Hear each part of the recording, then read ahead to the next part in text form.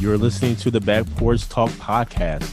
Danny and Jason had many discussions and debates on the back porch while making pivotal investment moves with assets.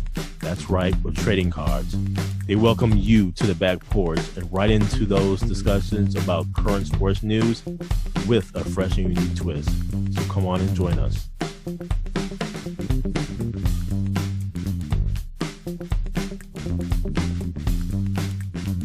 Welcome to the Back Porch Talk podcast. I'm your coach, Jason. Your coach, Danny. Fans, we got a full show for you today. A little MLB, a little football, a little boxing.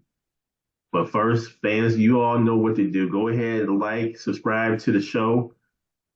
Let the algorithm. We need it to happen. But first, Danny, right into Major League Baseball, in where the Milwaukee Brewers are still ahead. They're leading the National League only by a game and a half now up against the Phillies. One of the reasons why I want to start off with baseball is I got to get something off my chest. And this kind of goes back to the game on September 1st against the Phillies, in where the Milwaukee Brewers, in my opinion, got hosed in the ninth inning where it seemed like it was a check swing. It wasn't called a check swing. Next thing you know what happened, some runs are being scored by the Philadelphia Phillies. And ultimately, the Brewers manager, Pat Murphy, he gets ejected. And let me just say, that game was pivotal. Even though the Brewers won the season series against the Phillies, that game is pivotal because that would have given at least another game cushion for the Milwaukee Brewers. Now the Brewers find themselves only a game and a half ahead of the Phillies. The Phillies are hot right now. The Brewers starts their series against the Los Angeles Angels. And so we need to go ahead and just sweep this series, man. We need all the cushion we can get because right now the Philadelphia Phillies are hot. And let me just say, I am a little bit concerned. Because for all this season, man, these Brewers have been hot as fish grease. And now we're coming towards the tail end of the season. And here we go. The Milwaukee Brewers, when they went on their winning streak and immediately following, you got to realize that was like 18, 19 games in a matter of 18, 19 days. And so they're finally starting to kind of get a break here and there. So that's the reason why maybe there was a little lull there, especially against the Texas Rangers. But we need them to go ahead and win this, Danny. Right now, the Phillies are actually facing off against the LA Dodgers. Dodgers have something to play for right now. The Phillies won the Wild one last evening. They face off again, obviously, tonight, late game on TBS. I may try to stay up, maybe, for that one. But the Dodgers got something to play for. What say you, Danny, about these Milwaukee Brewers? Big series coming up with the Angels, where this is one I think they have to sweep. They got to sweep the Angels. And then hopefully the Dodgers come to play. Ohtani's pitching tonight for the Dodgers against the Phillies. So hopefully, they can do some damage. And I believe the Phillies have the Diamondbacks after that. But the end of their schedule is the Marlins and the Twins. And with the Brewers, they end with the Padres and Reds. So both teams have something to play for at this moment in time. Mm-hmm. I will tell you, man, there was a big game Saturday night. They announced that the Brewers had clinched before the game had started. And they came back to pull that game out against the Cardinals in extra innings. Great game. It was kind of a culmination of their season, right? Being down, coming back, and then ultimately winning the game. But like you said, man, this game and a half is tight. So this is where the Dodgers have to come through, and then the Brewers have to do their part and take care of the Angels, especially being at home. Because they have the next series then after the Angels is the Cardinals on the road. Uh, so there's a lot going on here. Peralta's throwing tonight for the Brewers. So I think they should be in good shape, good Mm-hmm. hands. But 2 out of 3 doesn't apply to this series. They have to sweep the The Angels. gas sweep. The gas sweep. Yeah, and they were saying the Dodgers have something to play for from a divisional title win here. Mhm. With the San Diego Padres only 2 games behind them right now.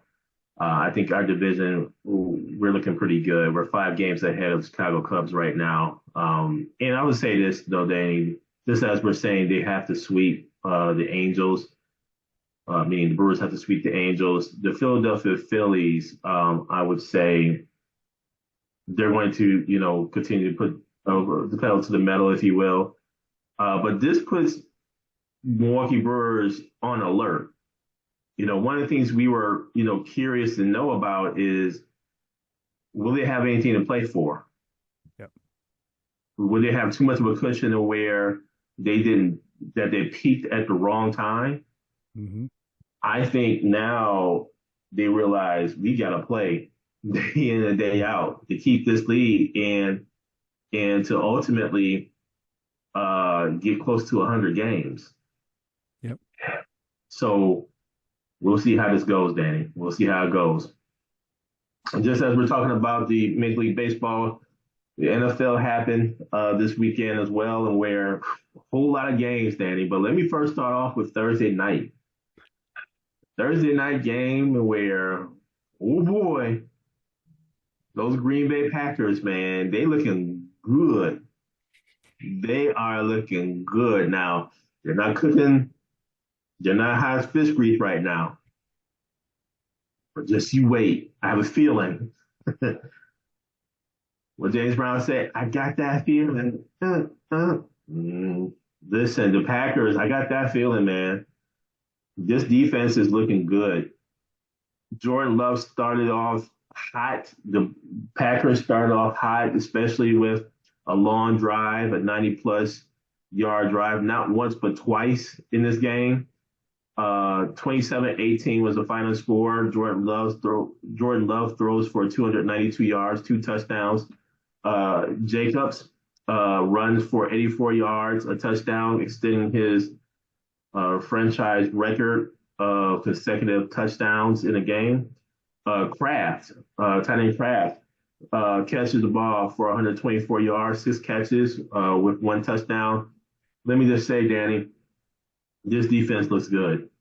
Michael Parsons is a difference maker. There were several times in where I, saw him really like disturb the offensive line of the Washington Commanders. And man, let me just say, he is a difference maker when it comes to a pass rush, especially when it comes to a mobile quarterback. Jaden Daniels throws the ball for only 200 yards, 2 touchdowns. Seems like he has an injury based upon reports, knee injury right now. We'll see how that goes moving forward for him. But man, these Green Bay Packers, I think once they put it together for real, they're going to have to be something to be dealt with. What say you, Danny, about these Green Bay Packers? Jason, Jaden Daniels didn't look comfortable at all that whole game. He just couldn't get in the flow. And it's now he say he has a knee injury, so he's questionable for next week. So I'm curious if that happened during the game, if he was playing with an injury. He just did like he wasn't scrambling like he usually does, and he had opportunities because they were after him all night on the defensive side of the ball. But it was a good win for your boys. They took care of business. They did lose Jaden Reed to a broken collarbone, so he'll be Yes. out 6 to 8 weeks, if not longer. And so that now you're curious on how they're going to respond from that standpoint because Matthew Golden really hasn't done much. Jordan Love missed him on a throw, Mm-hmm. but they need to get him going, I believe, to have some success. I know they have some Cupcakes coming up. I think Cleveland's next on the list, so that gives them time, buys them time, to try to Mhm. get healthy. So we'll see. But Tucker Craft had a breakout game, and they saw something in that defense, man, that Yep, they were just exactly. exploiting. Them cats are Exactly. running wide open all over the place. I'm like, what is Washington doing? So great win Well, for your boys. well, let me just add to that, Danny. The wide receivers are catching the ball.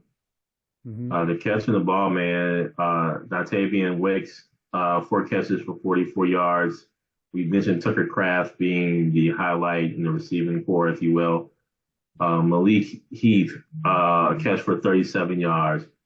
Uh, Musgrave, the other tight end, 2 catches, 32 yards. Romeo Dobbs, 3 catches for 28 yards. So Matthew Golden didn't have a catch, but I think they're going to really infuse him into the offense a bit more, especially with the injury there. So we'll see, Danny. And just as we were talking about the Green Bay Packers, man, this is staying in the division and where the Detroit Lions manhandles the, I mean manhandles the Chicago Bears 52-21. This was a blowout of epic proportions. And let me just say, the Lions must have been mad that they lost the Green Bay Packers and they took it out on the Bears. The hallmark of the Bears has been their defense and that they could run the ball, and that goes back into the Walter Payton days, right? And Hmm. that is just not the case. I don't know what happened to Bears defense. There's an APB out on the Bears defense right now. Oh wait, Dan, the Lions just scored again. That's how bad the Bears defense is. And there's some more things that could be said, but let me just stop there. Um, Bears just takes a huge L there. Staying in the division, your Atlanta Falcons did us a favor by beating the Minnesota Vikings. And that was a pretty good game, Danny. Pretty good game by the Atlanta Falcons, holding the Vikings to 6 points. The Falcons actually bench coup, which I don't blame them for doing. And you had a new punter here or kicker who did the thing, man. What was it? 5 field goals. I mean, that is something amazing. His name is Parker Romo, Yep. and he is from the Atlanta area, and so kudos to him for coming in and stepping up and kicking. What say you, Danny, about your Atlanta Falcons? Well, Jason, it was a rough game to watch because the Falcons, I don't know what it is, man, about us, but we can't finish. We have 5 field goals. And some of that had to do with due to the Vikings defense because they do have a great defense. But some of it's just execution. Drake London had a big fumble in the first half because if you're not ending those drives, man, with touchdowns, that's one of the reasons these games go all the way to the end because we can't execute. Penix had a pedestrian game. I thought he made some good throws at times. Bijan was, the star of the game, 143 yards on the ground. Algiers scored the lone touchdown in the game towards the end of the game. Pearson Walker, that defensive line, Diablo, defensive coordinator Albrecht had a game plan, and JJ McCarthy was very uncomfortable. And he actually ended up spraining his ankle, so he's out 2 to 4 weeks with a high ankle sprain. But yeah, our boys got after him, and that's how they looked in the first game against the Buccaneers. Mm-hmm, And then mm-hmm. I think they got tired because the offense was stalling. But if they're coming with that type of heat and pressure, they're going to be tough. But the one key thing was AJ Terrell got injured in the game, hamstring injury. So that is huge because he's our number one corner. So I'm curious how that plays. They do play the Panthers this week on the road. Mm-hmm. And for whatever reason, we struggle in Carolina. So we'll see how the defense travels next week and then if the offense can actually score some touchdowns. And just as you're talking about offense, let me just go to another highlight highlighted game here, and that's between the Philadelphia Eagles and Kansas City Chiefs. A Super Bowl rematch. They've met 5 times in the past few years here. And let me just say, Philadelphia Eagles prevailed in Kansas City 20-17. And right now, the Kansas City Chiefs are just struggling, man. They're 0 for 2. They're 0-2 as their record. And Patrick Mahomes only throws the ball for 187 yards, 1 touchdown, 1 interception. Jalen Hurts, 15 for 22, only 101 yards. So not a whole lot of offense per se. I mean, Saquon Barkley did run for 88 yards and a touchdown. And Patrick Mahomes ran one in here. Patrick Mahomes did carry the ball 7 times for 66 yards and a touchdown. And so I think the Kansas City offense is not like it used to be. I don't think they have that explosive player that could stretch the field necessarily. Of course, they did have some injuries as well on the offensive side of the ball, but this is going to be interesting to see how Kansas City really kind of gets themselves out of this rut, if you will. The Philadelphia Eagles are just going to continue to do what they do. Great offensive line, play some defense here, run the ball well. That's their hallmark of their team. And so we'll see where things go from here. Another highlighted game, Danny, that I just want to mention real quickly is that of, and I mentioned that I wouldn't really say anything about the Dallas Cowboys, but let me just say the Dallas Cowboys each won out against the Giants, 40-37 in overtime. Russell Wilson for the Giants throws the ball for 450 yards and 3 touchdowns. Neighbors catches the ball for 167 yards, 2 touchdowns. And like I said, I'm not going to really mention too much about them in the season until they're relevant. I just don't want to do it. But I want to highlight them just on account that this game did go to overtime, and they did squeak one by quote unquote the lowly Giants. So just want to make mention of that. And then also another game to mention here, Danny. Those are some of the games I wanted to highlight, Danny. What say you? Jason, one thing I just want to call out with that Chiefs Eagles game, the Chiefs actually had an opportunity to take the lead in the fourth quarter where Patrick Mahomes threw the ball to Kelsey. Kelsey bobbles the ball and the Eagles intercepted. Huge play in the game because Chiefs scored a touchdown. They go up 17-13, and that actually changed the whole dynamic of the game, and Eagles do what they do with killing the clock. Another game I want to highlight is the Bengals-Jaguars game, and it's just because Joe Burrow, turf toe surgery during the game. He went out early, and it looks like he's going to be out for at least 3 months. And they just signed Chase and T. Higgins to those big contracts. But Jake Browning is a backup who played when Burrow was hurt a couple years ago, if you remember. And he actually did he did well. So I think with him sitting there, I don't think they missed too much of a beat. But we'll see. They have a big game this week against the Vikings of all teams, which I mentioned earlier about J.J. McCarthy. So Carson Wentz versus Jake Browning will be that quarterback matchup. I'm looking forward to this upcoming week where you got the Eagles facing the Rams, and Monday night is the Ravens-Lions. Got some good games, Danny. Yeah, there's going to be some good games on this slate. And listen, I was going to mention, I think a team that, we need to call out that hasn't gotten much attention yet, the Rams. They won this week. They're 2-0 right now. Matthew Stafford's throwing the rock, man. 298 and 245 yards last week throwing the ball. And so, I mean, you have Devontae Adams who scored a touchdown this week. You gotta watch out for this Rams team, man. You really do. And so I'm looking forward to that Rams-Eagles game. And now, Danny, a little bit into college football where there were a couple upsets this past weekend, man. One game to highlight is that of Georgia, Tennessee. Georgia prevails 44-41. in a close one in overtime. And man, that was a game for you.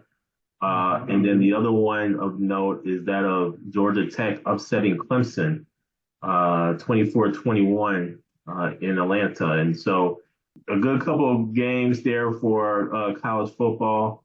And I'll just say that Wisconsin Badgers takes a huge L against Alabama, 38-14 in Tuscaloosa. Uh, I haven't really, paid too much attention to Wisconsin. I think until they get a good solid quarterback, until they have that running game that we're accustomed to and have that O line that we're accustomed to, Wisconsin, I think, is just, you know, playing just a little football. I mean, it's not of contention, if you will. I don't really see them necessarily doing big things that we're used to. So we'll see there. And then I'll be remiss if I didn't indicate that my Florida A&M Rattlers did go ahead and win their first game of the season against Albany State. And so good weekend for your boy. What say you, Danny? Yeah, they put it on Albany State, Jay. So congratulations to your Rattlers for getting that dub. And then another game, Jay, that was good this weekend was the Notre Dame Texas A&M game, where Notre Dame loses another one at the end, 41-40, which dropped them in the polls down to 24. And yeah, Wisconsin, that was rough. That was rough sled, man. They're hanging around for a minute, and then Alabama just said, "All right, hold my beer. It's time to go." Miami did beat South Florida. I had to call this one out because South Florida did upset Florida the week before. So there was some high hopes going into this game, but Miami squashed those real quick, 49-12. So that is a couple of other games just to call out from this past weekend. And lastly, Danny, boxing. There was a big fight this past weekend, that being Canelo versus Crawford, and Crawford wins. And let me just say this, man. I watched this fight as with about 41 million viewers, or part of that 41 million viewers on Netflix. Is estimated by reports that the gate was $47 million, which is the largest at the Allegiant Stadium in Vegas, third largest in boxing history behind the Floyd Mayweather Pacquiao fight, which drew $72 million at the gate. And the Mayweather Conor McGregor fight drew $55 million. So this was a big fight, man. Big fight. Like I said, 41 million watched on Netflix. And the scorecard, I totally disagree with, man. I watched this fight, and the scorecard would indicate that this was a close fight. This was not a close fight. Scorecard says 116, 112 on one judge, 115, 113, 115, 113.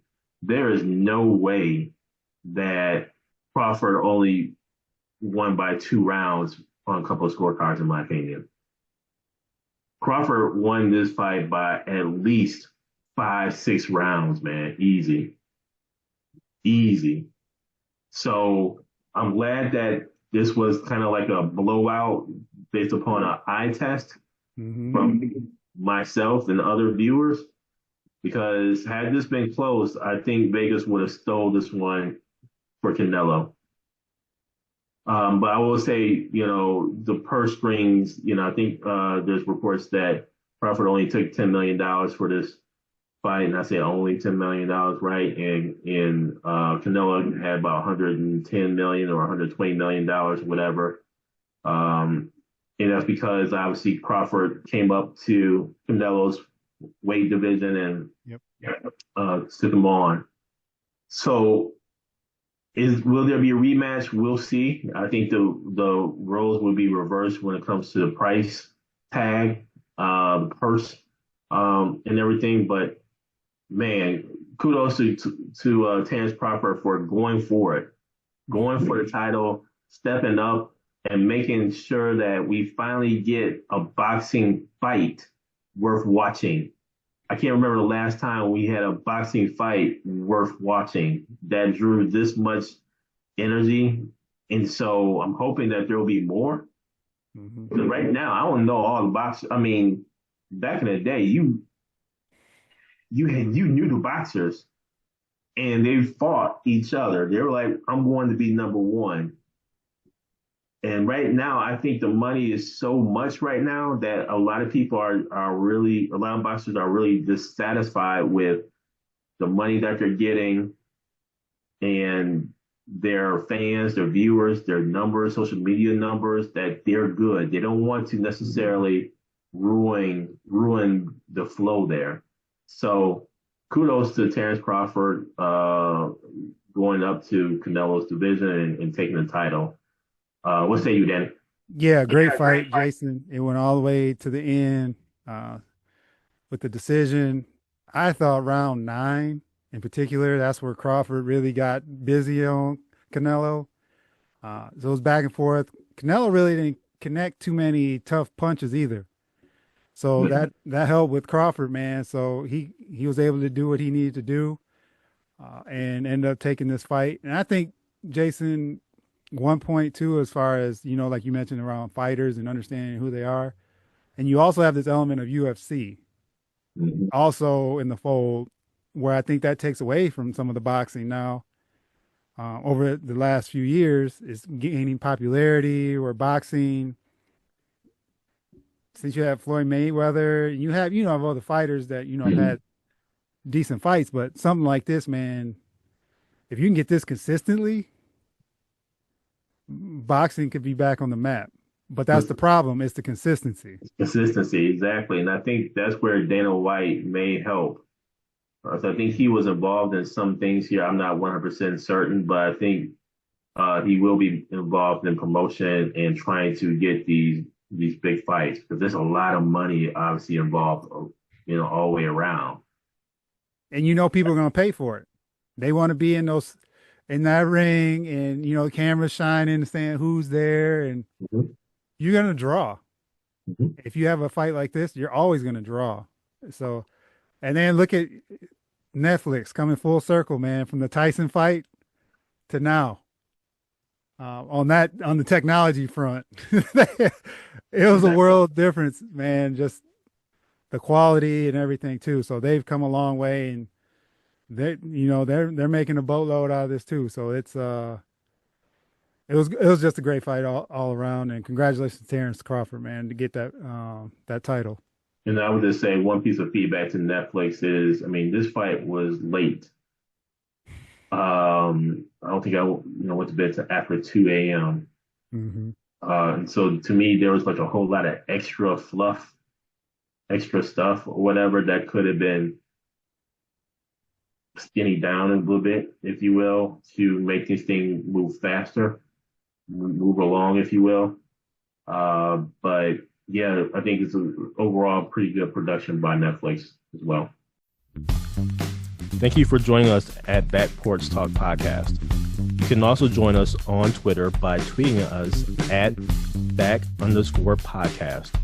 For more information, you can go to our website, which is backporchtalkpodcast.com. You can also email us at backporchtalkpodcast@gmail.com. Again, thank you for joining us, and remember that there's enough hate in the world, so go ahead and spread a little love.